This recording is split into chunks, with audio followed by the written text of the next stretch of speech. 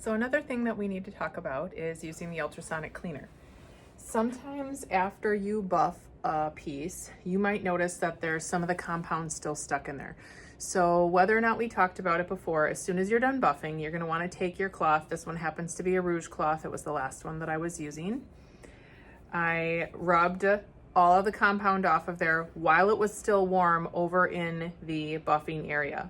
But what I noticed is that inside this tiny little groove over here, I actually have some compound still in there. In order to get that out, you can use the ultrasonic cleaners. Basically what they do is they are a container that is filled with water. So here I actually have some water. I'm gonna just dump some into the smaller ultrasonic cleaner. I've got a smaller piece here, so I don't need to use the really large ultrasonic over on this other side. I actually took some warm water and I'm dumping the warm water in the ultrasonic cleaner. Then what I'm going to do is I'm actually going to open this cabinet. Inside the cabinet, you can see that there's some dish soap in here. I'm going to take the dish soap and just put 1 drop of cleaner. That was actually 2, that's gonna be fine. In both of the containers because I didn't put any soap in there to begin with.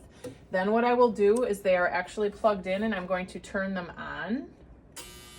And you can hear it makes a noise.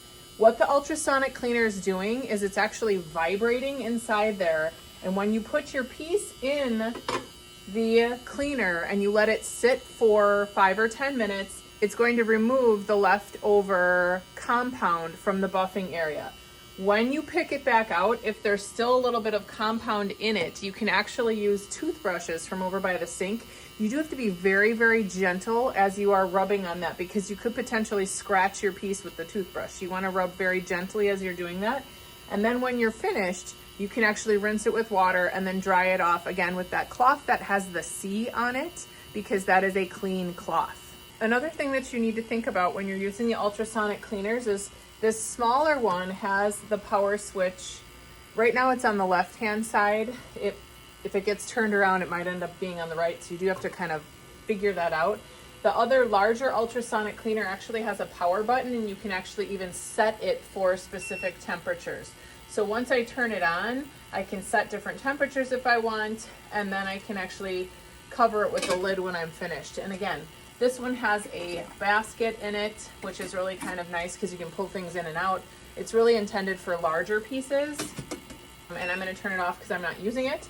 Right now, I'm also going to turn off the other ultrasonic cleaner. Part of the reason I did that is the vibration that's in there. If you go to put your hand in there and you have any sort of issues with like your knuckles or your joints, putting your hand in there when it's still on actually irritates sometimes the knuckles and bones. So again, I'm just going to take this toothbrush and I'm going to rub out where the compound was in those tiny little spaces inside my piece. So that's going to, again, help take out any compound that's in unusual places when you're finished. I'm going to try to take my clean cloth and wipe the rest of this off, and then I'll show you where I removed the compound. Sometimes you might even have some texture inside a piece that you make. So here you can see the person has a back part of this pendant that is a basketball hoop, and there's texture inside it. And hopefully if I get kind of close, you can see that there's a little bit of compound still stuck inside there. When you put that type in the ultrasonic cleaner, you want to put it in with the textured side so that the compound would fall out of the piece. And I would suggest letting it sit for about 10 minutes or so in here, just to make sure that all that vibration and as much of the compound gets out as possible. Once you're finished with that, you can then take the toothbrush and actually clean that, and I'll show you that when I'm taking it out. So it's been about 10 minutes and I'm going to turn the ultrasonic cleaner off. I'm going to fish my piece out of here and I can actually see in the bottom, and it's even a little bit red from the rouge that's in here. I can see what was going on with that. I'm just going to get my toothbrush a little bit wet. Gently I'm scrubbing it on here to get parts of this off, and I'll try to come a little bit closer so that you can see that. So here you can see I'm really close to my piece, and if I just gently rub with the toothbrush, the compound comes out of the textured areas, and you can actually see that the water's getting a little bit dark there. so I can tell that it's actually working. So again, I'm just rubbing in a circular motion with my toothbrush in order to get the rest of the compound out from the textured and piercing areas that I have in this piece of jewelry.